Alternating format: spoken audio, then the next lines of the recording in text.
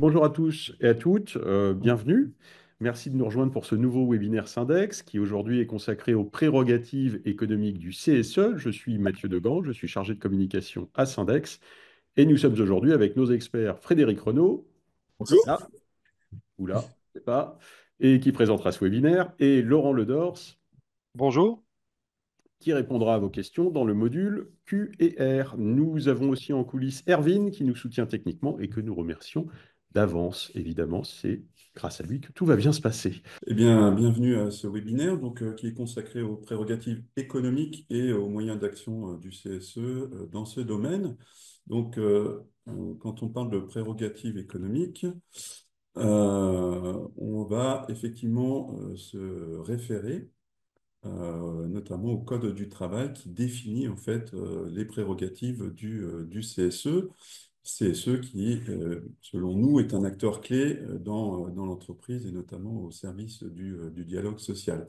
Donc, si on reprend cet article fondateur, entre guillemets, du Code du travail, qu'est-ce qu'il dit? Il dit que le CSE a pour mission d'assurer une expression collective des salariés, donc c'est bien la notion de représentation collective, pour une prise en compte permanente de leurs intérêts dans tout ce qui touche à la gestion, à l'évolution économique et financière, à l'organisation du travail, à la formation professionnelle, aux techniques de production, et notamment, et ça a été introduit en août 2021 avec la loi Climat et Résilience, notamment au regard des conséquences environnementales de ces décisions. Tout ça pour dire quoi? Pour dire que ben, dès lors que l'on parle de la dimension économique entre le CSE et l'entreprise, eh bien, ça touche des choses qui sont au-delà des éléments purement financiers, hein. On est bien sur des questions sociales, tout ce qui touche à la gestion du travail, de l'emploi et, et aussi environnementale. Voilà. Donc ça, c'est vraiment en introduction pour dire que la notion économique, elle est relativement là. Ce qui existe aussi au niveau du CSE, c'est sa contribution à la qualité de vie au travail donc, et au dialogue social. Le dialogue social, je venais un peu de l'évoquer. Qualité de vie au travail, c'est aussi la dimension SSCT. Donc, on ne va pas la développer plus que ça aujourd'hui, mais ça fait partie des prérogatives que le CSE a récupérées au moment des ordonnances de 2017. Hein, puisqu'avant avant 2017, on avait plusieurs instances, les délégués du personnel, on avait le CSE, le comité d'entreprise, pardon, et le CHSCT. Donc, toutes ces prérogatives ont été fondues dans ce qui est aujourd'hui le CSE. Voilà, et sa vocation principale, c'est bien représenter l'intérêt des salariés auprès de l'employeur. Donc, les grandes catégories de prérogatives du CSE, eh bien, il y a la dimension économique dans le sens où on va pouvoir, en tant que CSE, analyser les données financières et stratégiques de l'entreprise, savoir sur quel marché elle intervient, quelles sont les évolutions de ces marchés, comment elle se positionne, la notion d'investissement, de rentabilité, etc. Donc ça, c'est vraiment, j'ai envie de dire, la dimension économique relativement pure. Mais quand on parle de prérogatives économiques, ça embarque, comme je le disais juste avant, la dimension sociale, où on va aborder les questions de conditions de travail, d'égalité professionnelle entre les hommes et les femmes, les questions de santé, de sécurité, de formation, de rémunération, d'emploi. Vous voyez que c'est relativement très large. Et puis, la dimension environnementale, qui est quelque chose de relativement récent, qui est en train de monter de plus en plus dans les prérogatives effectives des CSE. Hein, ce n'est pas un sujet forcément évident à embrasser, mais il l'est de plus en plus, notamment avec la montée des normes sur le sujet. Et le CSE va devoir être informé et consulté sur bah, quels sont les impacts des décisions de l'entreprise sur le développement durable et inversement, c'est-à-dire quelles sont les conséquences des évolutions, par exemple, notamment climatiques, sur l'emploi, sur la capacité de l'entreprise à exercer ses activités historiques. Et de fait, il y a forcément des évolutions qui se font, puisque bah, le climat a des impacts importants, peut avoir des impacts importants sur la vie de l'entreprise. Mais ce n'est pas que le climat, c'est aussi la question de la gestion des déchets, la préservation de l'eau, la préservation de la biodiversité. Tous ces facteurs-là ont, à un moment donné, plus ou moins fortement, selon les types d'activités, des conséquences sur la façon d'exercer son activité au sein des entreprises. Voilà. Donc, vous voyez que quand on parle de prérogatives économiques, c'est relativement là. Donc ça, c'était en introduction. Donc si on approfondit sur la dimension économique, on peut se demander effectivement pourquoi la prérogative économique en tant que telle, elle est importante. Pour pas dire fondamentale pour les représentants du personnel que vous êtes. L'idée, c'est bien de connecter les enjeux sociaux aux réalités économiques auxquelles fait face l'entreprise. Alors, si on prend un exemple, hein, vous êtes dans une entreprise en difficulté financière. En tant que CSE, vous recevez des informations via la base de données économique, sociale et environnementale, et vous constatez une baisse significative du chiffre d'affaires sur plusieurs trimestres. Donc là, en théorie, vous voyez que la dimension économique, qui est pas très favorable dans le cas présent, à un moment donné, elle risque d'avoir des conséquences sur les éléments à caractère plutôt social et d'emploi. Donc, il y a plein de sujets qu'on pourrait voir sur cette thématique. Mais l'idée ici, par exemple, c'est de dire quel est le lien qu'on peut faire. Mais si l'entreprise se sépare d'une partie de ses effectifs, les départs ne seraient pas remplacés. Qu'est-ce qui va se passer pour les personnes qui vont rester, pour les salariés restants? Potentiellement, il peut y avoir une hausse de la charge du travail.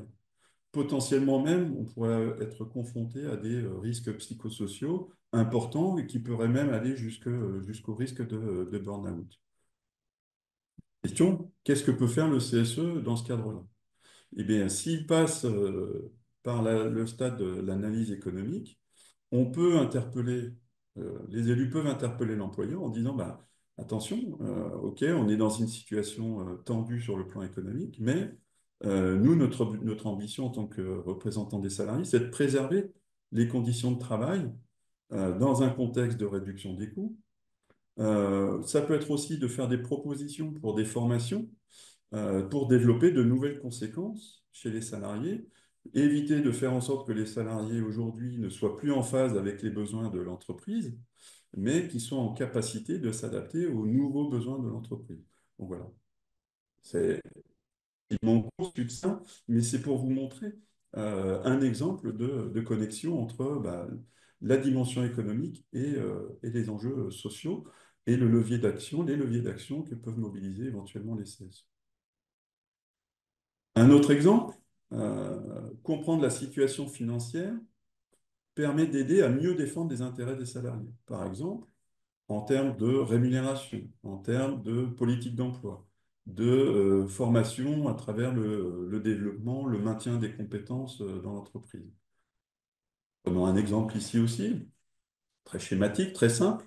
Vous êtes en NAO. Alors, on est d'accord pour dire que ce n'est pas le CSE qui participe en NAO.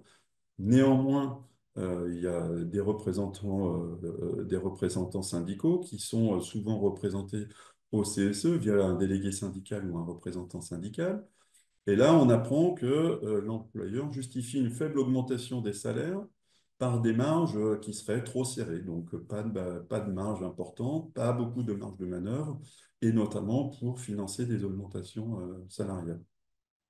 Le CSE, lui, qu'est-ce qu'il a la possibilité de faire? Il a des informations qui lui sont communiquées par l'employeur, notamment via les informations consultations récurrentes, et donc il dispose d'un certain nombre d'indicateurs financiers. Et à partir de là, il identifie que la masse salariale est stable, mais que les dividendes versés aux actionnaires ont fortement augmenté. Donc là, ça peut poser un premier niveau de question. Elle peut lire aussi que l'entreprise a investi massivement dans des équipements qui ne sont pas directement liés à l'activité principale de l'entreprise. Donc, on peut se poser des questions sur pourquoi l'entreprise continue d'investir dans des éléments qui ne sont pas liés directement à ce qui a été fait jusqu'aujourd'hui. Donc, deux questions. À partir de là, qu'est-ce que peuvent faire les représentants au CSE? Ben, ils peuvent s'appuyer sur ces données pour argumenter en disant, bah, écoutez, la redistribution que vous faites auprès euh, des actionnaires, par exemple, ou des associés, on la comprend bien, et en même temps, on a un problème d'équilibre, c'est-à-dire que d'un côté, vous favorisez les actionnaires, alors que vous dites aux représentants des salariés qu'il n'y a pas forcément de marge de manœuvre suffisante, alors que ces mêmes salariés participent directement à la performance de l'entreprise. Donc ça donne des leviers de discussion. Et après, ils peuvent aussi poser la question de l'investissement en formation. On amène de nouveaux investissements dans l'entreprise, ce qui est sans doute une bonne chose pour sécuriser les emplois futurs, mais ça suppose, ça implique de pouvoir développer les compétences des salariés pour être en phase avec ces nouveaux investissements et éviter qu'il y ait un décalage qui se fasse entre les compétences des salariés disponibles aujourd'hui et les compétences dont on aurait besoin demain. Donc on a une mise en cohérence entre les efforts qui sont faits en termes de développement futur, en termes d'orientation stratégique de l'entreprise, avec les moyens de formation et un niveau de formation qui sont en phase avec cette stratégie future. Voilà, donc ça, c'est un autre exemple pour dire, aborder la dimension économique, elle est fondamentale pour vous en tant que représentant des salariés. Autre angle d'attaque, pourquoi est-ce qu'on ferait un focus aujourd'hui sur les prérogatives économiques? On peut considérer qu'il y a des enjeux qui sont des enjeux d'actualité. Je ne sais pas comment vous y êtes confronté ou pas, on se posera la question on vous posera la question juste après, mais on peut considérer encore aujourd'hui qu'on est dans un contexte économique relativement incertain. Depuis fin 2024, on fait face à un flux plus important de restructuration et de plans de sauvegarde des emplois. On reste dans une période où l'inflation a été très, très forte. Alors même si on considère aujourd'hui que le niveau d'inflation est moins important que ce qu'on a connu les 2, 3 dernières années, malgré tout, en termes salariales, on est certain que les revalorisations salariales n'ont pas suivi, au cours des 2, 3 dernières années, les niveaux d'inflation qui ont été enregistrés. Donc pour nous, on peut considérer que, regardez ce qui s'est fait en termes d'augmentation sur les 2, 3 dernières années par rapport à l'inflation, il y a sans doute encore une perte qu'il faudrait compenser. Et on est aussi dans une crise énergétique qui s'est traduite par des coûts qui ont flambé, qui ont bouleversé un certain nombre de modèles économiques de production des entreprises. Donc tous ces sujets, finalement, montrent que vous devez continuer à suivre et à maîtriser les données économiques de vos entreprises et aussi qui sont autour de l'entreprise pour jouer pleinement votre rôle de représentant du personnel. Écoutez, merci pour vos réponses nombreuses. On n'est pas vraiment surpris par le niveau de préoccupation, j'ai envie de dire, dans le sens où vous classez comme étant le plus important la défense des augmentations salariales. On l'a évoqué tout à l'heure, hein, oui, l'inflation est moins forte ces derniers mois que ce qu'elle a été les 2, 3 dernières années. Néanmoins, il reste encore des véritables sujets de perte de pouvoir d'achat qui ont pu être enregistrés. Donc, c'est complètement toujours d'actualité, ça se confirme. Euh, bon, pour revenir sur la dimension économique, hein, vous pouvez profiter de l'information disponible dans votre entreprise pour justement mesurer les écarts et mesurer quels sont les leviers de négociation sur ce sujet. Euh, et je pense aussi à la loi de fin 2023 qui a instauré de manière définitive la création de ce qu'on appelle historiquement c'était la PEPA, maintenant qui devient la prime de partage de valeur, qui est un outil qui permet aussi éventuellement de compléter les augmentations individuelles ou générales quand elles ont été faibles et que malgré tout les résultats ont été plutôt bons. Donc vous avez des leviers comme l'intéressement, la participation, la prime de partage de la valeur. Il ne faut pas hésiter à aller mobiliser ces outils-là, hein. Donc OK pour les augmentations salariales, et puis sur les impacts de restructuration. Effectivement, c'est le deuxième enjeu le plus cité pour vous. C'est pas du tout en incohérence avec ce qu'on peut observer avec la recrudescence des PSE. Et l'idée, c'est d'anticiper au maximum l'annonce des PSE. Ça ne veut pas dire que ça n'arrivera pas, mais le fait de pouvoir anticiper les choses permet peut-être de trouver des solutions qui sont moins douloureuses que finalement un PSE ou une rupture conventionnelle collective ou ce type de gestion des restructurations à chaud. Si on peut anticiper, c'est d'autant mieux. Donc, plus vous êtes regardant sur la vie économique, sur les orientations stratégiques de l'entreprise, plus vous êtes à même d'anticiper des difficultés futures ou quasi futures. Voilà, écoute, merci Mathieu pour le sondage. On peut peut-être passer aux questions-réponses du module QUR s'il y en a, ou peut-être, pardon, avant ça, pardon, de donner la voix, donner la parole, la main aux participants pour poser des questions oralement. On est un groupe de 4 élus CFDT. Ah, ok. Ok. Bonjour. Donc, on a pris le même lien, on a fait une petite réunion d'équipe. Donc, du coup, la question, en fait, là, on touche une restructuration de postes pour l'ensemble des salariés donc, dans notre entreprise. Alors, c'est une association loi 1901 gérée par un bureau. Et du coup, à multiples rendez-vous et multiples valorisations de nos pesées, on n'arrive pas à trouver un terrain d'entente. Du coup, donc, moi, j'ai monté un dossier assez complet pour que la CFDT puisse intervenir. Et en fait, ça n'est pas passé.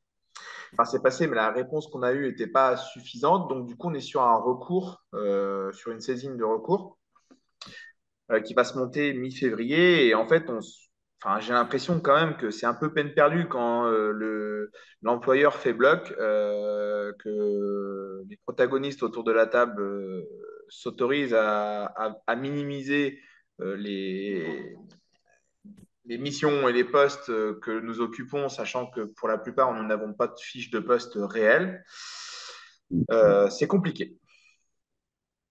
En fait, on commence à se demander quel levier on peut avoir, de levier supplémentaire pour faire un peu pression, parce que du coup, euh, la nouvelle convention ELISPA nous dévalorise plutôt que nous valorise, quoi. Hmm. Bon, alors le sujet me semble effectivement un peu pointu, donc ça va être compliqué là, de répondre spécifiquement, mais en tout cas des leviers, il y en a. Alors si c'est sur l'occupations des postes, moi je vais penser plutôt à des questions autour de conditions de travail, de risques psychosociaux, etc. Donc ça fait écho à la notion de faute inexcusable de l'employeur. Donc le CSE a un rôle à jouer pour alerter l'employeur sur ces risques-là. Et le jour où il y aura un problème, l'employeur ne pourra pas se réfugier derrière justement le fait qu'il ne savait pas votre rôle. Alors on ne peut pas lui forcer la main, hein, en tant que représentant du personnel, vous n'avez pas tout à fait cette possibilité-là. Ceci dit, vous avez la possibilité de poser des jalons. Donc là, moi, ce que je vous conseillerais, c'est si vous avez quelqu'un auprès de Syndex que vous connaissez, c'est de se rapprocher de l'intervenant en question. Sachant que nous, on travaille aussi avec un réseau d'avocats qui est présent sur l'ensemble du territoire. Donc, on a des outils pour vous assister. Mais là, dans le cadre du webinaire, je vais avoir du mal à aller plus loin pour apporter des réponses plus précises. Voilà, j'espère que vous comprenez. On va passer la parole à Julien, à présent, à qui je vais demander de réactiver son micro. Bonjour. Bonjour Julien. Donc nous, on est deux membres CSE. Moi, je suis délégué syndical CFDT. Bon là, puisque les collègues juste avant ont évoqué une restructuration, nous, on est en plein dedans aussi. Alors nous, on est une entreprise publique, mais on est embauché en droit privé. Oui. On est subventionné à 85% par le conseil départemental du Finistère. Et en fait, Mhm. depuis l'année dernière, on nous dit qu'on va absorber des nouveaux sites supplémentaires. Donc, on est dans le domaine culturel, hein.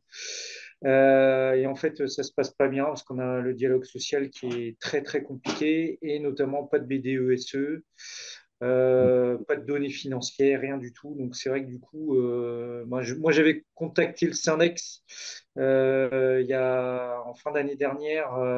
Bon, c'est vrai que là, pour le coup, on n'a pas repris contact, mais on nous demande en fait des avis sur la création d'un Oui. nouvel organigramme qui est aujourd'hui anonyme, non nominatif, et il y a vraiment énormément de questions qui se posent, risque de RPS, enfin tout le tout-team, quoi. Mhm. Voilà. Donc Ok. c'est vrai que Et du... la question, Oui, c'est Julien, du coup, quelle est la question, si je puis me oui, alors la permettre? question, c'est, hormis l'expertise, et enfin, vous avez déjà donné plus ou moins une réponse, quels sont les Mhm. moyens d'action que nous, on peut avoir, hormis l'inspection du travail et éventuellement le tribunal judiciaire pour demander des informations, quoi. Ah bah, tu en as cité, tu as cité les essentiels, c'est-à-dire qu'effectivement, la première chose, je pense par exemple à l'absence de BDES, donc ça, c'est pas BDESE, c'est pas normal. Et celle qui peut faire des injonctions, c'est effectivement l'inspection du travail. Donc là, elle est dans son rôle de se rapprocher de votre employeur pour l'enjoindre de mettre en place les BDSE, hein. C'est de respecter simplement la loi. Sinon, si elle ne respecte pas la loi, mais c'est effectivement saisine du tribunal judiciaire pour faire cesser le trouble manifeste à l'ordre public. Hein, c'est Mm. comme ça qu'on appelle le fait de ne pas respecter cette loi-là. Après, vous avez sur la dimension économique, mais là, c'est plus sur des questions économiques, la possibilité de mobiliser ce qu'on appelle une procédure d'alerte, une alerte économique.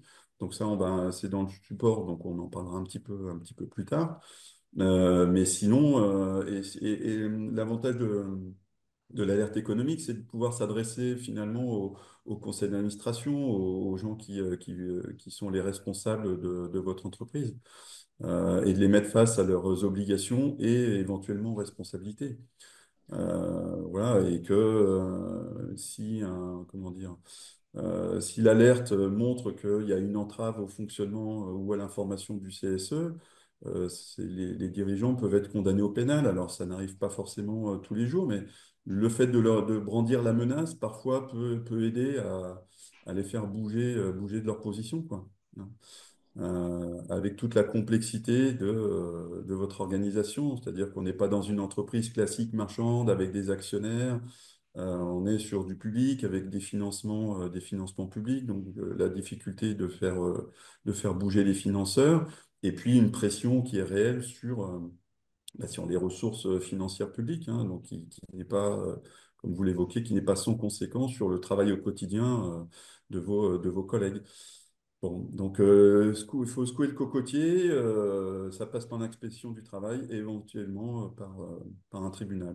Voilà, Ok, pour faire appliquer le droit et mettre en cause les responsabilités quand quand le droit n'est pas respecté.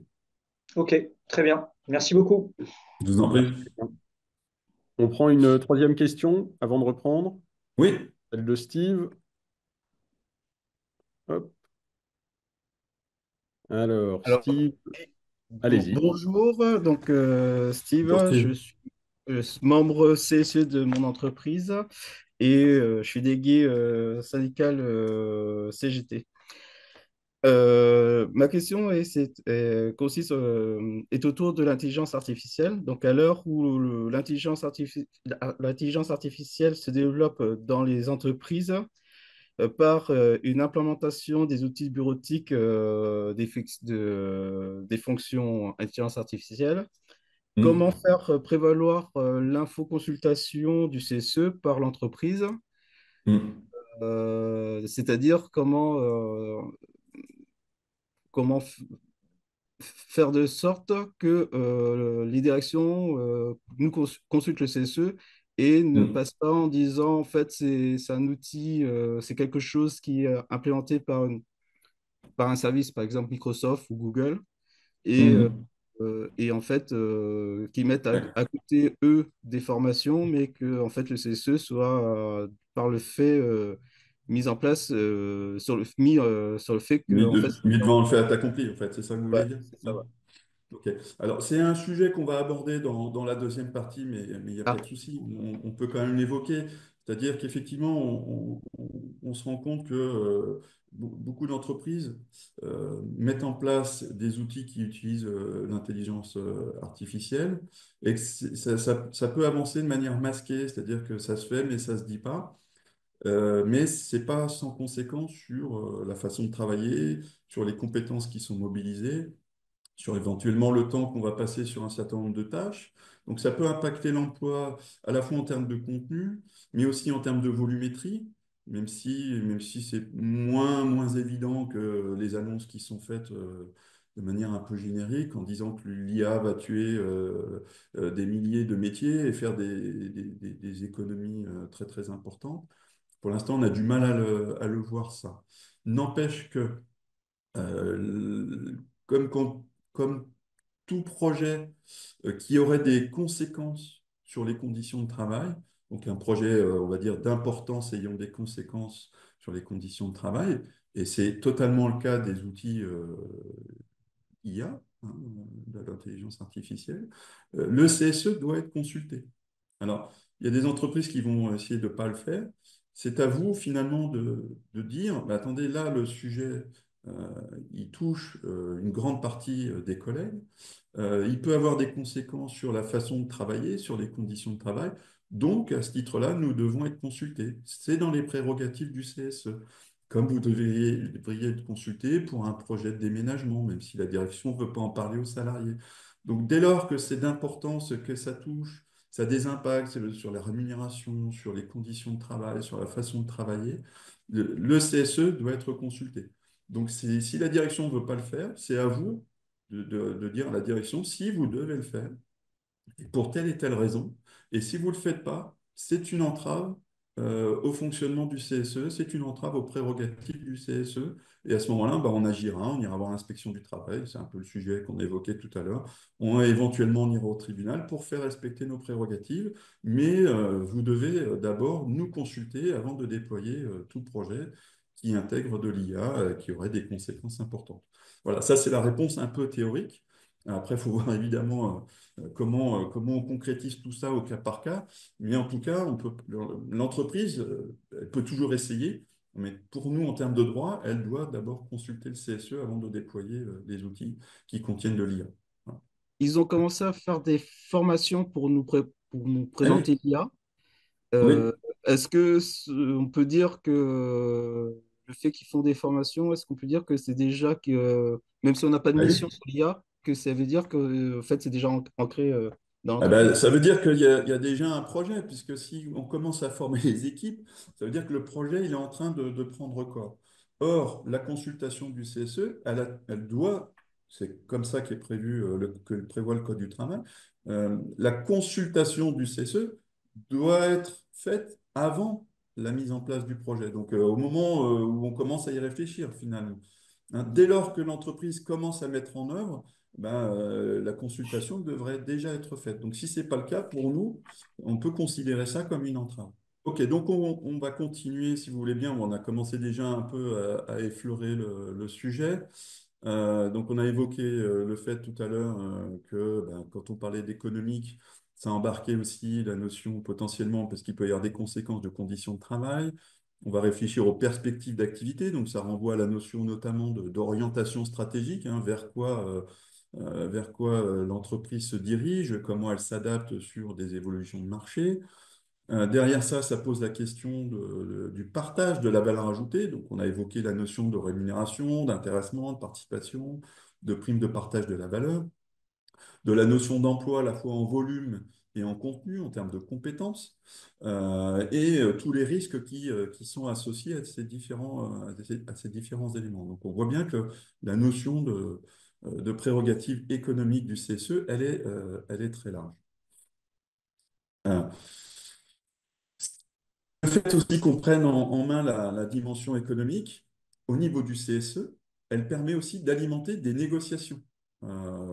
Et on a des négociations qui sont obligatoires doublement obligatoire dans le sens où, alors, dans le temps, on parlait d'une seule NAO qui portait surtout sur les salaires, mais aujourd'hui, la notion de NAO, depuis quelques années, elle est coupée en deux. Il y a d'un côté la notion de rémunération, temps de travail, partage de la valeur ajoutée.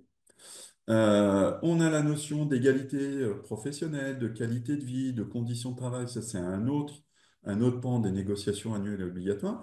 Et ces deux négociations, même si elles ne sont pas menées avec le CSE, elles peuvent être alimentées, notamment en termes via les informations et les consultations du CSE, elles peuvent être nourries de tout ce qui va se dire, de tout ce qui va se décrire au niveau du CSE via les informations consultations. Et pour les entreprises de plus de 300 salariés, tous les 3 ans, normalement, il y a aussi obligation de discuter gestion d'emploi, des parcours professionnels et de la mobilité. Ce qu'on appelait avant la GPEC, c'est un sujet qui est une négociation également obligatoire qui est à mener tous les 3 ans. Donc on voit bien qu'il y a une complémentarité entre l'information consultation du CSE d'un côté et la partie négociation de l'autre qui sont, elles, normalement menées par les organisations syndicales quand elles sont présentes. Donc, tout ça pour se dire que, pour se rappeler qu'en matière économique, sociale, environnementale, il y a une obligation pour l'employeur de donner de l'information, et des informations, même spontanément, sans qu'il ait besoin de le demander. Et dans un deuxième temps, sur certains sujets, l'entreprise va devoir demander l'avis du CSE.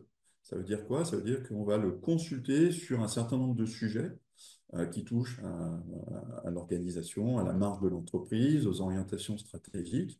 Et cet avis, eh bien, il va être écrit, il va être réfléchi, et notamment, on va mettre en avant les choses qui sont positives, négatives dans les projets ou dans la politique qui est conduite par l'employeur. Donc ça, c'est quelque chose de fondamental dans la vie du CSE. Hein. Donc je vous ai évoqué la notion d'information ici. Donc il y a des informations qui sont dues après chaque élection du CSE. Dans les plus de 300, il y a des informations trimestrielles qui sont obligatoires.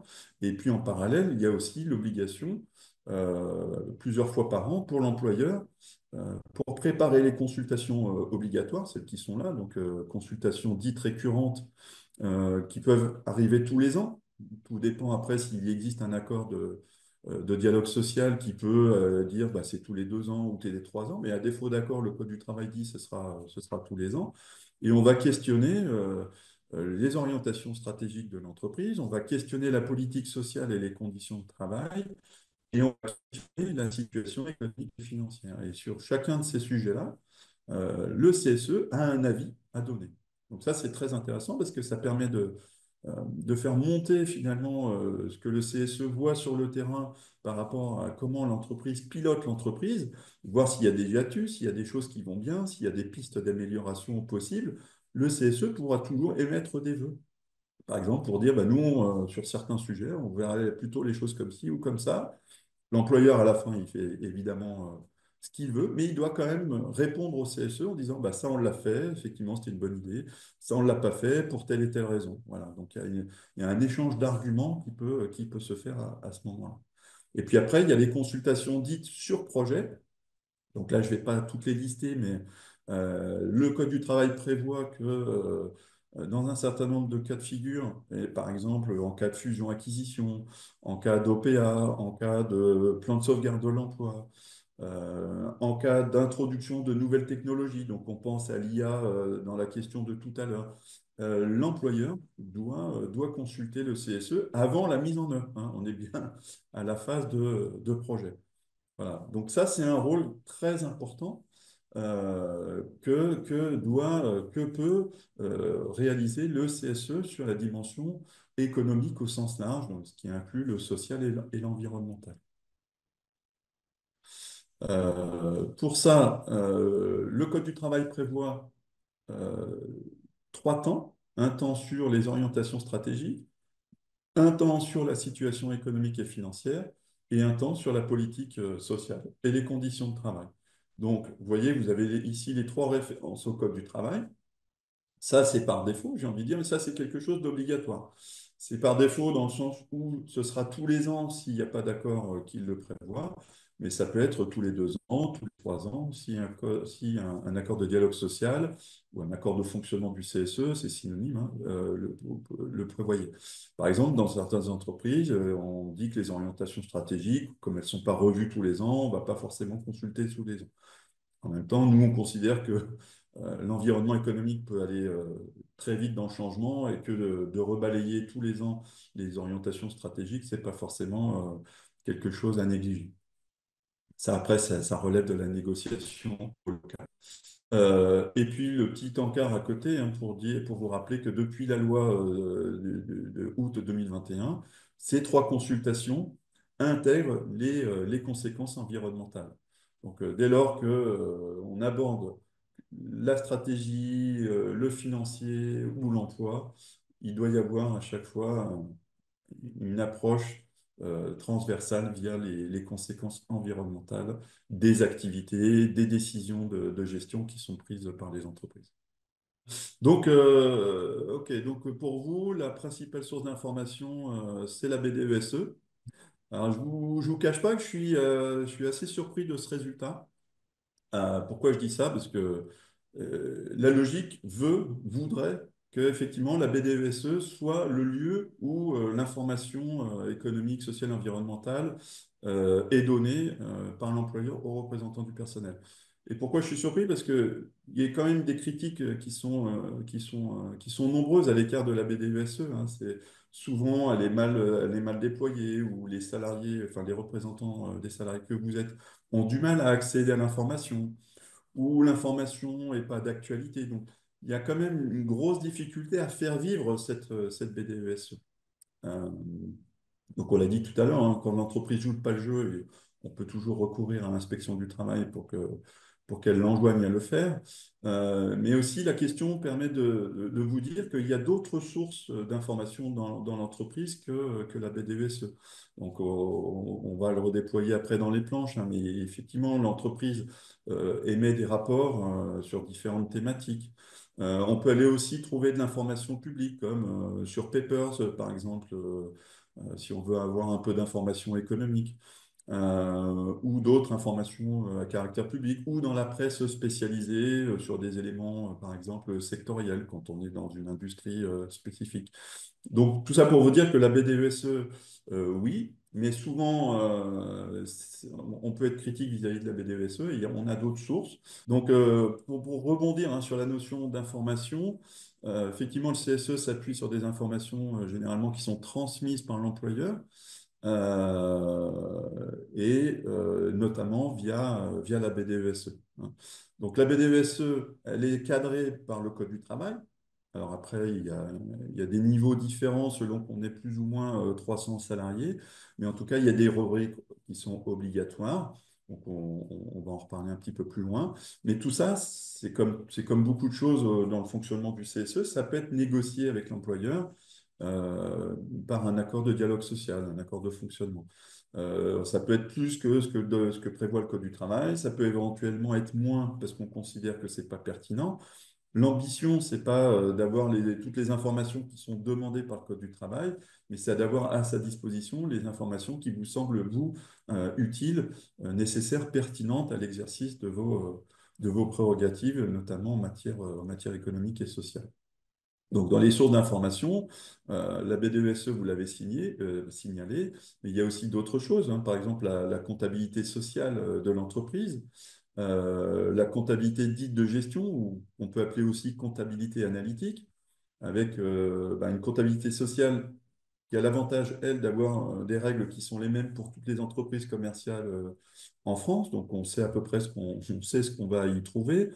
La comptabilité de gestion, elle est plus en phase avec votre activité, votre entreprise, mais là, elle est construite par l'employeur. Donc, ça veut dire qu'il faut qu'on est en capacité de comprendre la logique économique finalement de l'employeur pour pouvoir analyser la comptabilité de gestion. Mais ça reste une source d'information qui peut être très utile pour vous. On évoquait les rapports qui sont produits dans l'entreprise, et notamment parce qu'ils sont obligatoires. Eh bien, il y a par exemple un rapport de gestion, le rapport des commissaires aux comptes quand il y a des commissaires aux comptes. le bilan social, dans les plus de 300 notamment, les DURP, le PAPRIPACT, le rapport sur l'égalité professionnelle entre les hommes et les femmes. S'il y a un accord de participation, il existe aussi obligatoirement un rapport sur la participation. Donc, vous voyez que au-delà de ce qui est dans la BDESE, et éventuellement, vous pouvez aller mobiliser ce type de sources qui seront d'autant d'informations à votre disposition. En données internes, on peut aussi avoir des indicateurs qui sont présentés en CSE tous les mois ou tous les 2 mois, selon le rythme des réunions. L'employeur vous doit des indicateurs sur la marche de l'entreprise. Donc, lui peut venir avec ses idées. Vous pouvez aussi avoir des demandes à lui formuler. Il peut aussi les intégrer et les suivre de manière pérenne, ce qui vous permet après, sur longue durée, de voir un peu quelles sont les évolutions, que ce soit le chiffre d'affaires, le carnet de commandes, les questions de marge, l'emploi, enfin, tout ce qui fait que votre modèle économique, il est le vôtre, quoi, hein. D'une entreprise à l'autre, on ne va pas suivre les mêmes choses. Quand il y a des accords d'intéressement, moi, ce que j'aime bien recommander aussi aux représentants au CSE, dire suivons-les, les indicateurs, plutôt que les découvrir une fois par an ou tous les 6 mois quand la prime d'intéressement est calculée. Regardons comment elles évoluent dans le temps, s'il y a des corrections à apporter au fil de l'eau. Voilà, ce qui permet d'avoir une réelle utilité de ces indicateurs.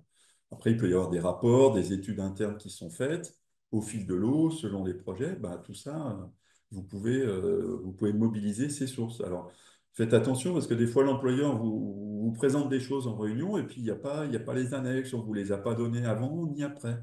Donc, on rappelle que la loi vous oblige l'employeur à vous remettre des informations précises et écrites, hein. Donc, vous êtes tout à fait légitime à demander des informations écrites que vous pouvez conserver pour pouvoir regarder plus tard quand vous en aurez besoin. Voilà, donc pour revenir sur la BDESE, je l'ai un peu évoqué tout à l'heure, et vous voyez que, en l'absence d'un accord, il y a un certain nombre de rubriques hein, qui sont obligatoires dans la BDESE. Donc tout ce qui est investissements sociaux, c'est tout ce qui touche au caractère social, hein. On va parler emploi, on va parler rémunération, on va parler compétences, on va parler formation. Tout ce qui est investissement matériel et immatériel, là, c'est vraiment les investissements au sens classique, hein, des bâtiments, des machines, des brevets, des logiciels, tout ça, ça rentre à ce niveau-là. Donc, ça peut vous donner déjà des points de repère. Égalité professionnelle entre les hommes et les femmes, notamment les écarts de rémunération, comment on fait, quels sont les moyens qu'on se donne pour effacer les écarts qu'on peut constater. Rémunération des financeurs, c'est combien est payé l'actionnaire. Si on a des financements externes, qu'est-ce qu'on a comme emprunt auprès des banquiers, comment ils sont rémunérés. Donc, vous voyez qu'il y a beaucoup d'informations qu'on peut toucher via la BDES, hein. Les fonds propres, l'endettement, la rémunération des salariés et des dirigeants. Bon, les ASC, en général, vous n'avez pas besoin de la BDES parce que c'est vous qui faites le rapport sur les ASC. Les flux financiers à destination de l'entreprise, ça peut être notamment si l'entreprise reçoit des aides publiques, hein, et il y en a, hein. Les entreprises disent souvent qu'elles payent beaucoup d'impôts, mais elles oublient aussi de signaler qu'elles bénéficient d'exonérations, qu'elles bénéficient de crédits d'impôt, d'aides de subventions à l'investissement, etc., etc. Donc ça nous permet aussi de dire, regardez, il y a des choses aussi dont bénéficie l'entreprise, hein, c'est pas que vers l'extérieur. Voilà. Et quand on est dans un groupe, il y a aussi des liens commerciaux, financiers avec d'autres sociétés du groupe. Donc c'est bien aussi de savoir à qui vous payez des dividendes, à qui vous payez des royalties, à qui vous achetez vos marchandises, à qui vous les revendez, si tout ça c'est au sein du groupe, parce que ça veut dire que si ça veut dire que la valeur, elle peut se promener d'une entreprise à une autre. Donc peut-être que vous faites le gros de la production et puis finalement, le gros de la marge, il n'est pas forcément fait chez vous, il est fait dans une autre entreprise du groupe. Donc ça peut donner des éléments d'appréciation. Et puis en transversal, hein, le pavé vert sur les conséquences environnementales de l'activité. Pareil, là, l'employeur doit vous alimenter en informations. Et tout ça doit vous aider à donner, à formuler vos avis lors des consultations du CSE. Voilà. Bon, je ne vais pas rentrer dans le détail parce qu'on est un peu pris par le temps, mais on a bien un processus hein, de l'employeur avant de mettre en place un projet, nous consulte, il donne de l'information au CSE, il va donner du temps au CSE pour analyser les données, pour aller sur le terrain, échanger avec les salariés, faire remonter un petit peu les problématiques qui sont issues du terrain. Et puis après, le CSE va être en capacité de dire son avis. Est-ce qu'il pense que c'est positif? Est-ce que c'est négatif? Est-ce qu'il fait des propositions d'amélioration? Est-ce qu'il met en évidence des risques pour les salariés que l'employeur n'a pas forcément envie de voir? Et le fait de l'écrire dans un avis, ça veut dire que l'employeur, hein, il est alerté et il pourra plus dire, ah je ne savais pas. Hein, donc on pourra, nous, en tant que représentants des salariés ou les salariés qui iraient éventuellement au prud'homme, d'invoquer la faute inexcusable de l'employeur. Donc là, ça peut faire très mal pour les employeurs, parce que là, ça relève du civil, du pénal, et ça rigole pas beaucoup, quoi, hein. Bon, encore faut-il aller jusqu'au bout, mais en tout cas, en termes de risque, voilà comme ça que ça se pose. Et puis, voilà, donc on rend l'avis, on conclut l'avis, on fait voter un avis en CSE. Et un avis, c'est pas on est pour ou on est contre. Généralement, c'est comme ça que les employeurs voudraient réduire l'avis du CSE. Non, on va mettre en évidence le positif, le négatif, les risques, les propositions du CSE, et l'employeur devra y répondre lors d'un prochain CSE. Il devra rendre lui-même des réponses à vos propositions. Voilà, donc ça, c'est le processus de la vie du CSE. Donc là, on n'a pas le temps, hein, sur le petit exercice, est-ce qu'on consulte ou pas, est-ce qu'on fait simplement une information du CSE? L'idée qu'il faut retenir, c'est que dès lors que ça a des conséquences pour l'ensemble des salariés ou une grande partie des salariés, il y aura forcément une consultation, hein. On ne consulte pas pour embaucher un CDD, et on ne consulte pas quand on revoit la grille tarifaire de l'entreprise. Par contre, si je change le système de rémunération variable ou si j'ai pour projet d'externaliser la paye de l'entreprise, là, il faudra que le CSE soit consulté avant la mise en œuvre du projet. On est bien à l'étape du projet quand on consulte le CSE. Voilà. Euh, Quand on consulte le CSE, c'est-à-dire qu'on lui demande un avis, généralement, le délai par défaut, hein, vraiment le minimum, c'est 1 mois, hein. C'est ça qu'il faut avoir en tête. Alors, ça peut être plus, ça peut être moins par accord, hein. On peut se dire, on va plus vite. On ne vous le conseille pas parce que 1 mois, finalement, ça passe vite, hein. S'il faut étudier les sujets, aller voir les salariés sur le terrain, et éventuellement se réunir, faire des préparatoires pour faire émerger un avis, 1 mois, c'est pas beaucoup. Si vous faites intervenir un expert pour vous appuyer, pour vous aider dans la rédaction de votre avis, à ce moment-là, on va rajouter 1 mois de délai. Il faut bien que l'expert ait du temps pour travailler. Donc, on va rajouter 1 mois. Donc ça, c'est vraiment le truc, enfin le délai de base qui peut être aménagé par accord. Voilà, je ne vais pas plus loin dans le détail. Après, ce qu'on vous dit aussi, c'est que vous avez la possibilité de vous former. Donc, tout ça, c'est des choses qu'on voit de manière relativement détaillée en cours de formation. Et sur le plan économique, alors le droit d'alerte existe. Alors, il y a plusieurs droits d'alerte pour le CSE. Je ne développe pas les autres. Mais en cas de situation préoccupante, alors que vous jugez, vous, en tant que représentant du personnel, hein, c'est vous qui décidez ce qui est préoccupant ou pas en matière économique, vous pouvez mobiliser une procédure spécifique qui a pour objet de formaliser les faits préoccupants. Par exemple, la perte d'un client, des clients qui payent pas, des commandes qui chutent, des licenciements qui se font au fil de l'eau, même s'il n'y a pas de PSE, on voit qu'on a une baisse des CDI, des CDD. Tout ça, ça peut être des faits que vous allez caractériser de préoccupants. Et de ce point de vue-là, vous pouvez poser des questions à la direction pour obtenir des réponses. Et au-delà de la direction, ça va aller chercher finalement les dirigeants de l'entreprise. Parce qu'on peut avoir des employeurs qui sont au CSE, des dirigeants qui sont au CSE, qui ne sont pas forcément ceux qui sont au conseil d'administration, par exemple. Donc ça permet de dépasser le simple CSE pour aller chercher des réponses au niveau des dirigeants. Donc c'est ce que j'appelle secouer le cocotier en disant, nous, on veut vraiment des réponses sur ce qui est en train de se passer au niveau de l'entreprise.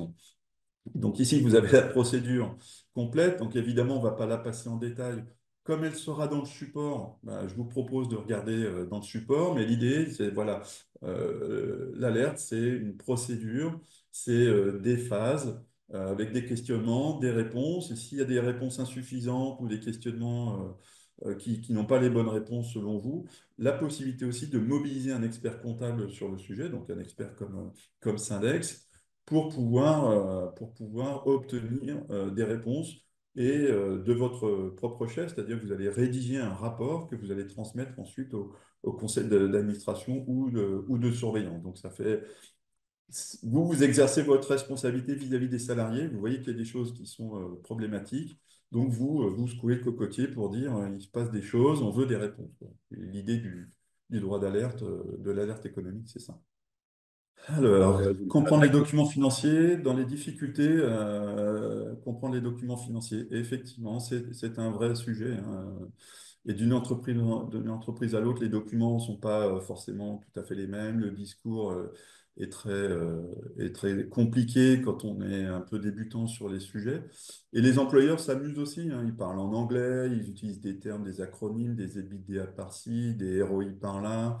Donc, effectivement, c'est quelque chose de compliqué, on va dire, de passer cette première étape d'analyser les documents financiers.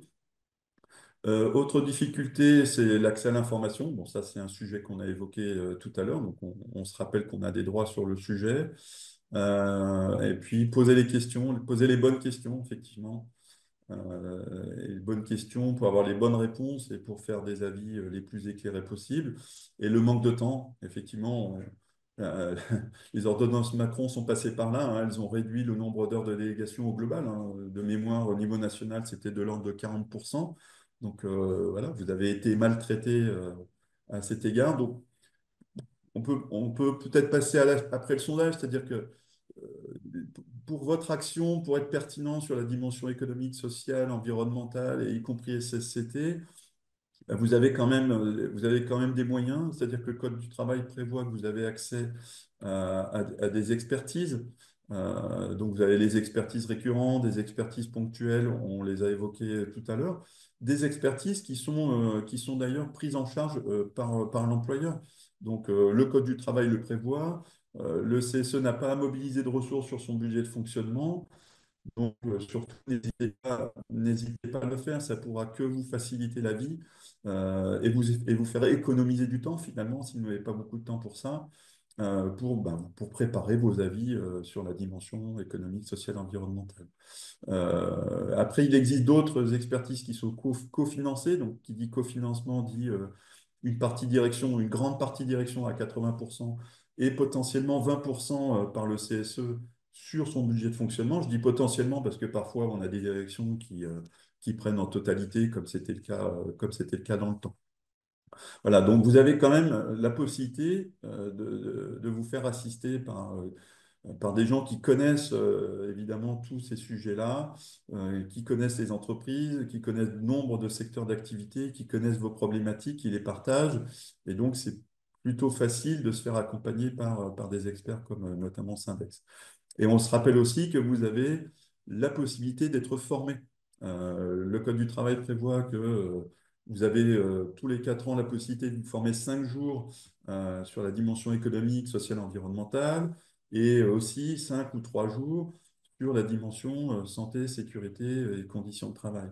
Donc, nous, tout ce qu'on vous dit, c'est utiliser ce droit pour vous former, pour être le plus pertinent possible dans l'exercice de vos prérogatives. L'avantage qu'on a à Syndex, on est organisme de formation, mais les gens que vous avez en formation, ce pas des formateurs qui viennent vous raconter du droit, hein. Ce sont des gens de terrain qui font des missions d'expertise au quotidien, que ce soit de l'économique ou du SSCT, et qui savent de quoi on cause et qui connaissent largement vos problématiques. Donc, n'hésitez pas à mobiliser votre droit à la formation. Et hésitez encore moins à venir le faire avec des gens comme Syndex. On est vraiment très très bon en matière de formation. Voilà.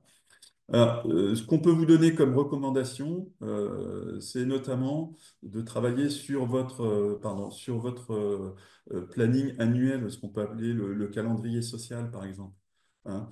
On voit bien qu'en tant que CSE, vous êtes sollicité sur plein de sujets On a vu tout à l'heure que vous devez les articuler, vous articuler avec les négociateurs quand ils vont aller en négociation obligatoire.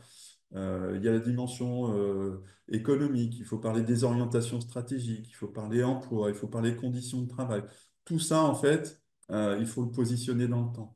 Quand est-ce qu'on fait les thématiques SCCT? À quel moment on les positionne?